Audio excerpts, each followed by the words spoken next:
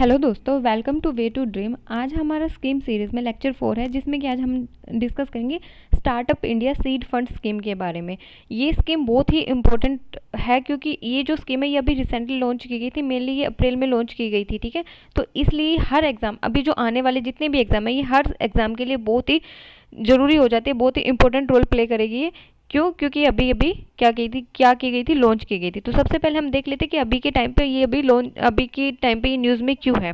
अभी क्या हुआ है कि एक वी हब करके हमारे पास एक ऑर्गेनाइजेशन जो कि तेलंगाना से बिलोंग करती है मेनली, तो इसको SISFS जो हमारी स्कीम है उसके अंडर इसको सिलेक्ट किया गया है एज ए इनक्यूबेटर्स, ठीक है।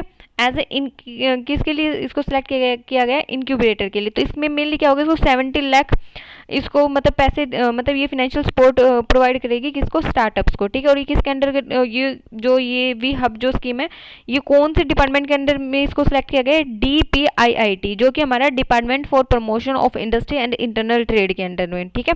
तो अब हम आगे जान लेते हैं कि हमारी जो ये स्कीम है ये होती क्या है। Startup India seed fund scheme हमारी क्या होती है? तो मेनली क्या होती है, जो स्टार्टअप इंडिया जो स्कीम है, मेनली जो स्कीम है startup India seed fund scheme, ये मेनली किससे बनी है? स्टार्टअप इंडिया स्कीम से बनी है। तो सबसे पहले हमें पता होना चाहिए कि स्टार्टअप इंडिया स्कीम कब लॉन्च की गई थी। ये लॉन्च की गई थी 16 जनवरी 2016 में। तो उसके बाद ही हम आगे startup India seed fund scheme के ऊपर, तो ये कब लॉन्च की गई थी? 1 अप्रैल 2021 को, ठीक है।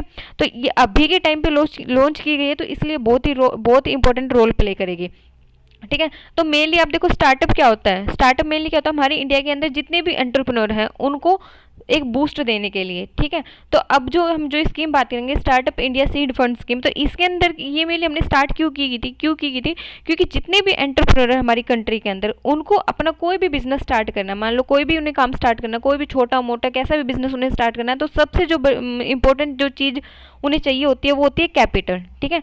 अब काफ़ी सारे लोग ऐसे होते हैं कि उनके माइंड में आइडियाज़ बहुत सारे होते हैं, लेकिन उनके पास क्या नहीं होते, उनके पास कैपिटल सपोर्ट उनके पास नहीं होता, ठीक है। तो अब गवर्नमेंट क्या करेगी, वो उन लोगों को थोड़ा सा बूस्ट करेगी, उन लोगों को कैपिटल प्रोवाइड करेगी जो कि अपने दम पे कुछ करना चाहते हैं, जो एंटरप्रेन्योर जो बनना चाहते हैं, ठीक है। तो उनको क्या देगी? फाइनेंशियल असिस्टेंस क्या देगी? हमारी गवर्नमेंट देगी, ठीक है। तो सबसे पहले आप इस स्कीम के बारे में एक चीज़ याद रखना कि इस स्कीम के नाम के बीच में सीड आता है, ठीक है। Startup India seed fund scheme. तो मेनली क्या होता है कि लोग इसमें कंफ्यूज कर जाते हैं कि इसमें सीड आया तो इसका मतलब ये एग्रीकल्चर से रिलेटेड है। नहीं, ये एग्रीकल्चर से रिलेटेड नहीं है, ये हमारी कंट्री की इकोनॉमी से रिलेटेड है, ठीक है। आप एक काम करना कि इसमें जैसे जितनी भी स्कीम होती है तो उनकी मिनिस्ट्री का याद करना थोड़ा सा मुश्किल काम हो जाता है। तो जो उनकी स्कीम का जो नाम है ना, स्कीम का जो नाम है, हम उनसे पता लगा सकते हैं मेनली ज़्यादा से ज़्यादा कि उनको कौन सी स्कीम कौन सी मिनिस्ट्री के अंडर में वो आती है। जैसे अब हम इसकी बात करें तो ये है startup India seed fund scheme. अब देखो सीड से तो लोग मेनली कंफ्यूज हो ही जाएंगे कि हो सकता है कि एग्रीकल्चर से बिलोंग करे, लेकिन एग्रीकल्चर से बिलोंग नहीं करती। ये मेनली जो हमारा स्टार्टअप इंडिया है, इससे समझ जाना कि हमारी इकोनॉमी से रिलेट करती है। अगर कोई भी स्कीम है मेनली अगर वो इकोनॉमी से बिलोंग करती है तो वो हमारी कौन सी मिनिस्ट्री के अंदर आएंगे? Ministry of commerce and industry, ठीक है। ये आप यहाँ पे मिनिस्ट्री याद रखना, ministry of commerce and industry, ठीक है। अगर अब हम आगे बात करें तो सबसे पहले हम ये देख लेते हैं कि स्कीम तो अब हमने पढ़ ली, लेकिन स्कीम काम कैसे करेगी? 4 स्टेप में काम करेगी। पहले कौन सा है? DPIIT हमने पढ़ा था, department for promotion of industry and internal trade. ये एज ए नोडल डिपार्टमेंट की तरह इसमें काम करेगी, ठीक है। फिर ये क्या करेगी? एक एक्सपर्ट एडवाइजरी कमेटी ये क्या करेगी? एस्टैब्लिश करेगी। जो ये एक्सपर्ट एडवाइजरी कमेटी, हम इसका आगे काम देखेंगे, इसका काम क्या होता है मेनली हम इसमें देख लेते हैं। इसमें होते कौन कौन है? इसमें क्या होते हैं? कुछ गवर्नमेंट के रिप्रेजेंटेटिव होते हैं, कुछ इंडस्ट्रीज के एक्सपर्ट होते हैं, ठीक है। फिर ये आगे आते हैं इंक्यूबेटर्स, ठीक है। इंक्यूबेटर्स देखो अभी यूज कर रहे हैं और आगे भी यूज करें, तो मेनली हम सबसे पहले इंक्यूबेटर देख लेंगे कि होता क्या। लेकिन सबसे पहले आप इसके 4 स्टेप देखना। इंक्यूबेटर क्या होते हैं? कुछ गवर्नमेंट असिस्टेड होते हैं, कुछ नॉन गवर्नमेंट के असिस्टेड होते हैं, इंक्यूबेटर होते हैं, ठीक है। जो मेनली कितने सालों के लिए काम करते हैं? 2 से 3 सालों के लिए 2 से 3 सालों के लिए ही काम करते हैं। उसके बाद क्या होता है, इनको दोबारा से सिलेक्ट करना पड़ता है, ठीक है। स्टार्टअप क्या होता है? मतलब स्टार्टअप मतलब जो भी अपना काम स्टार्ट कर रहे हैं उनको हमने बोल दिया स्टार्टअप होता है। तो लेकिन ये थोड़ी है कि जो भी काम स्टार्ट कर रहे हैं DPIIT सबको फाइनेंशियल असिस्टेंस देगी, नहीं। तो उनकी कंडीशन उन्होंने डिफाइन कर दिया है कि वो 2 साल से कम उनका क्या होना चाहिए? इनकॉर्पोरेशन होना चाहिए। मतलब 2 साल से ज़्यादा अगर उनको हो गया ये काम करते हुए, तो DPIIT उनको फाइनेंशियल असिस्टेंस नहीं देगी, ठीक है।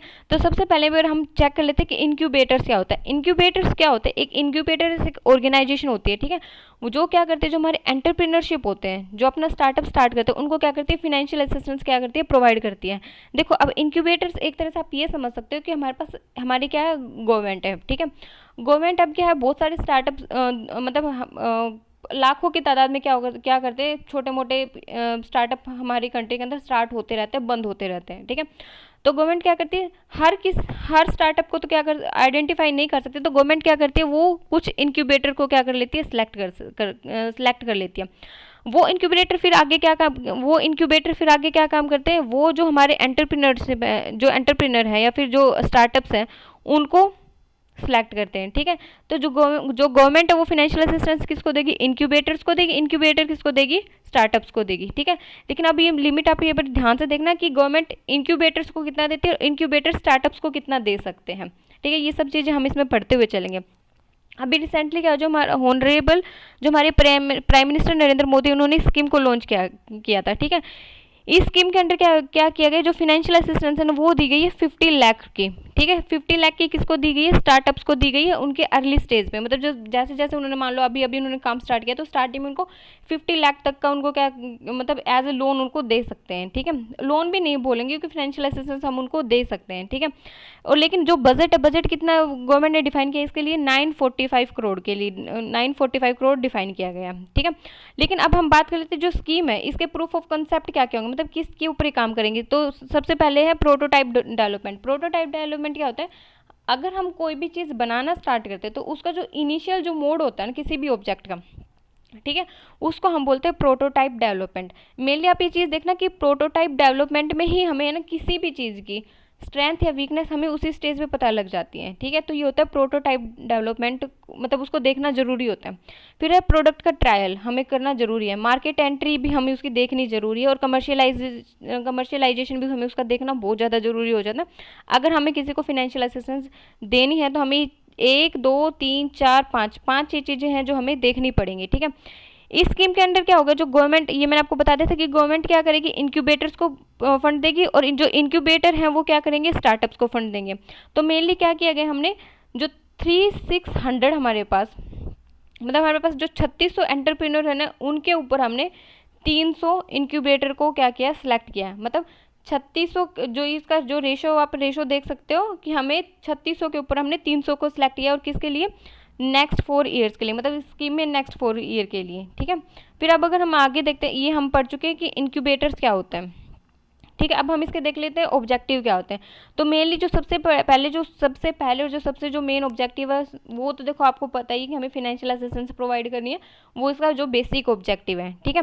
और सेकंड क्या है कि इसमें हम क्या करते हैं, हम जो एंटरप्रेन्योर हैं वो क्या करेंगे, सिंपली अप्लाई करेंगे, ठीक है। स्कीम के अंदर उनको डायरेक्ट क्या मिलेगा, फंड उनको मिल जाएगा, ठीक है। फिर थर्ड क्या है कि इसमें जो स्टार्टअप है ना, वो हम है ना स्टार्टिंग में मतलब जल्दी से ही दे देंगे, मतलब ऐसा नहीं कि हम लेट लेट लतीफ़ी करेंगे।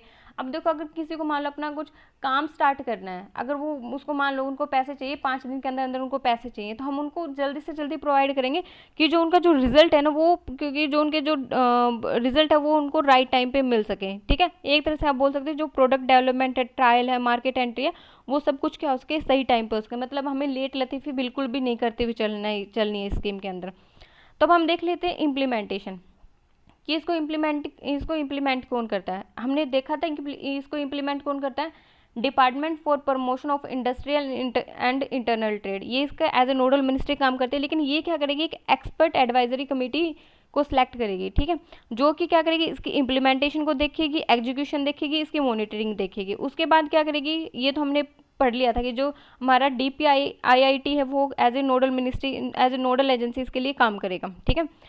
उसके बाद जो है जो कमेटी है ये क्या करेगी, जितनी भी जो डिटेल है, जो इंक्यूबेटर की, सबसे पहले तो इंक्यूबेटर की जो डिटेल है, ठीक है, जो मतलब जितने भी हमने इंक्यूबेटर को सिलेक्ट किया है उनकी डिटेल को वेरीफाई करेगी, ठीक है।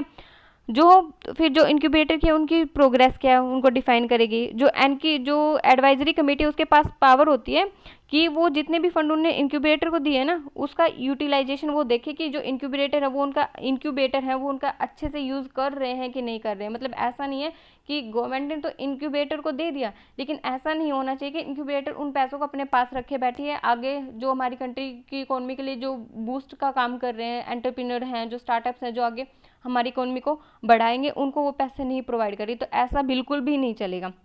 तो इस स्कीम ने इस चीज़ को बड़े अच्छे से देखा है कि ऐसा नहीं होना चाहिए। ठीक है, फिर जो इंक्यूबेटर्स हैं उनको पहले से बोल दिया कि हमने कुछ स्टैंडर्ड हमने बना के रखे हैं, गवर्नमेंट है, आपको उन्हीं के ऊपर काम करना है। ये सब कौन देखेगा? एक्सपर्ट एडवाइजरी कमेटी देखेगी कि वो सब कुछ जो इंक्यूबेटर है वो जो हमने कुछ स्टैंडर्ड बनाए उनके ऊपर कुछ काम कर एज पर द स्टैंडर्ड काम कर रही है कि नहीं कर रही। ठीक है, अगर वो ऐसा नहीं कर रही तो जो हमारी एक्सपर्ट एडवाइजरी कमेटी है वो क्या करेगी? सारे के सारे फंड को क्या करेगी? कैंसिल कर देगी। ठीक है, उसके बाद क्या है, अगर मान लो जो एक्सपर्ट एडवाइजरी कमेटी उसने कुछ फाइंड आउट कर लिया इंक्यूबेटर के अगेंस्ट में, मतलब उन्हें देखा कि कुछ इंक्यूबेटर हैं जो कि अच्छे से काम नहीं कर रहे हैं, ठीक है, तो वो क्या करेगी? कुछ लीगल एक्शन भी ले सकते हैं। मतलब एज इसको हम देख सकते हैं कि अगर कुछ करप्ट प्रैक्टिसेस कर रहे हैं, मतलब फंड को अपने पास रख रहे हैं, ठीक है, फंड को आगे नहीं पहुंचा रहे, तो उसमें क्या करेगी? ये लीगल एक्शन भी ले सकती है। ठीक है, तो हम इसके कुछ फैक्टर्स देखने से पहले हम कुछ न्यूज़पेपर का कटआउट देख लेते हैं, जो कि इस स्कीम को एक छोटे से फॉर्म में आपको इस स्कीम के बारे में ओवरऑल थोड़ा सा एज ए समरी आपको सब कुछ बता देगा। ठीक है, तो वो है, देखो सबसे पहले स्टार्टअप इंडिया, ये हमने पढ़ लिया था कि 300 इंक्यूबेटर किसके लिए काम करेंगे? 3600 स्टार्टअप्स के लिए काम करेंगे। बजट कितना था? 945 करोड़ का था। जो ग्रांट ऑफ प्रूफ थे वो कौन कौन से थे? कि हमारे पास कंसेप्ट का वैलिडेशन होना चाहिए, प्रोटोटाइप डेवलपमेंट होना चाहिए, प्रोडक्ट ट्रायल होना चाहिए। ठीक है, जो ओवरऑल है ना वो 5 करोड़, मतलब जो हमारे जो इंक्यूबेटर है ना उनको जो दिया जाएगा, पैसा दिया जाएगा, उनको दिया जाएगा 5 करोड़। लेकिन जो हमारा इंक्यूबेटर है ना वो 20 लाख से 50 लाख स्टार्टअप्स को दे सकते हैं। ठीक है, ये डिपेंड करता है कि कौन सा स्टार्टअप है, कैसा स्टार्टअप है। तो आप ये चीज़ याद रखना, गवर्नमेंट देगी 5 करोड़ इंक्यूबेटर को, इंक्यूबेटर आगे स्टार्टअप्स को देंगे 20 से 50 लाख तक के रुपए। ठीक है, फिर अब हम इसके कुछ फैक्टर्स देख लेते हैं। फैक्टर मतलब क्या? अगर हमें स्टार्टअप इंडिया जो सीड फंड स्कीम है, अगर हम उसको सक्सेसफुल बनाना है तो कुछ फैक्टर्स होने बहुत ज़्यादा जरूरी। मतलब अब ये बोल सकते हो कि अगर किसी इंसान को अपने एग्जाम में टॉप करना है तो उसके पीछे कुछ ना कुछ तो फैक्टर्स होंगे। मतलब ऐसा तो है नहीं कि वो सोते सोते ही टॉप कर लिया, नहीं, ऐसा तो बिल्कुल भी पॉसिबल नहीं है। तो क्या कुछ फैक्टर हैं जो उसको पुश कर रहे हैं कि नहीं, तुम्हें आगे ज़िंदगी में आगे बढ़ना है, तुम्हें टॉप करना है, तुम्हें ये एग्ज़ाम क्लियर करना है। तो ऐसे ही इस स्कीम की फुलफिलमेंट के लिए, इस स्कीम की सक्सेसफुल के लिए कुछ फैक्टर हैं जो इस स्कीम को पुश अप करते हैं कि नहीं, तुम्हें इस स्कीम को क्या करना है? सक्सेसफुल बनाना है। तो ये फैक्टर अब हम देखेंगे यहाँ पे। सबसे पहले प्रोग्रेस ऑफ मार्केट लॉन्च। हमें देखना है कि जिस स्टार्टअप के अंदर हमने पैसे लगाए हैं वो उसकी प्रोग्रेस क्या है मार्केट के अंदर लॉन्च होते ही। ठीक है, क्वांटम ऑफ लोन, हमने कितना लोन उसको प्रोवाइड कराया है। ठीक है, जो फील्ड ट्रायल उसने दिए थे उसमें कितनी प्रोग्रेस है। ठीक है, जिस स्टार्टअप के अंदर हमने पैसे लगाए हैं उसने कितनी जॉब को क्रिएट किया है। ठीक है, जो प्रोडक्ट डेवलपमेंट, जिस स्टार्टअप के अंदर जो प्रोडक्ट डेवलप हो रहे हैं उनकी प्रोग्रेस क्या। मतलब ऐसा तो नहीं है कि कुछ बुरी क्वालिटी के बने। मतलब अब गवर्नमेंट ऐसा तो नहीं करेगी कि मान लो किसी जूस बनाने वाली फैक्ट्री को पैसे दे दिए, तो ऐसा तो नहीं है कि जूस वो बिल्कुल ही लो क्वालिटी का बना रहे जिससे लोगों की हेल्थ के ऊपर बुरा फर्क पड़ रहा है। तो आगे क्या करेगी स्कीम, जो हमारी स्कीम के अंडर क्या होगा, उनका हमारा जो फंड है उसको डिसकंटिन्यू कर देंगे कि नहीं, हम हेल्थ के साथ खिलवाड़ नहीं करेंगे भाई। ठीक है, स्टार्टअप का टर्नओवर कितना आ रहा है, प्रोटोटाइप डेवलपमेंट में कुछ प्रोग्रेस हुई है कि नहीं। मान लो किसी ने अपनी कोई स्टार्टअप था, उन्होंने स्टार्ट करना था, तो उन्होंने अपना एक ऑब्जेक्ट बता दिया कि हमने ये ऑब्जेक्ट बनाना है। ठीक है, गवर्नमेंट ने कुछ कमियां निकाल दी, ठीक है, लेकिन उसके बाद भी उन्होंने कुछ उसके अंदर इंप्रूवमेंट नहीं की, तो हमें वो चेक करने की कुछ प्रोग्रेस उस चीज़ के अंदर हुई है कि नहीं हुई है। प्रोग्रेस ऑफ प्रूफ कंसेप्ट, जो तुमने कंसेप्ट हमें दिखाया था उसमें भी कुछ इंप्रूवमेंट हुई है कि नहीं, या फिर वो अभी भी वैसा के वैसा चल रहा है कि नहीं चल रहा है। ठीक है, now the last slide is about eligibility criteria. देखो एलिजिबिलिटी क्राइटेरिया, आई नो कि सबसे पहले बता देना चाहिए था मुझे, लेकिन कोई नहीं, छोटी मोटी स्लाइड आगे पीछे होती रहती हैं। ठीक है, ये काम का पार्ट है, चलता रहता है, इतना कुछ आपको सिर्फ समझने से मतलब है। ठीक है, तो देखना आगे इसका एलिजिबिलिटी क्राइटेरिया क्या है। सबसे पहले तो जो स्टार्टअप है उसको DPIIT के अंदर में क्या होना चाहिए, रिकॉग्नाइज्ड होना चाहिए। ठीक है, जितनी भी जो एप्लीकेशन है, ठीक है, ये मैंने आपको स्टार्टिंग में बता दिया था कि जितनी भी एप्लीकेशन आएंगी स्टार्टअप के लिए वो 2 साल से पुरानी नहीं होनी चाहिए। मतलब अगर मुझे कोई काम स्टार्ट करना है ना, जैसे मान लो मैंने कोई अपना आज बिजनेस स्टार्ट किया, ठीक है, कोई भी, मैंने मान लो साड़ी बनाने का आज बिजनेस मेरा स्टार्ट किया है, मुझे कुछ उसके लिए फंड चाहिए, तो अगर मैं एप्लीकेशन दे रही हूँ ना, अगर मैंने एप्लीकेशन में ये बोल दिया कि मैंने बिजनेस अभी 2 साल के अंदर अंदर स्टार्ट किया है, तो मेरे को पैसे मिल जाएंगे। लेकिन अगर मैंने ये बोल दिया कि मेरे को 2.5 साल भी हो गए तो मेरे को पैसे नहीं मिलेंगे। तो 2 साल से ज़्यादा का नहीं होना चाहिए, ठीक है।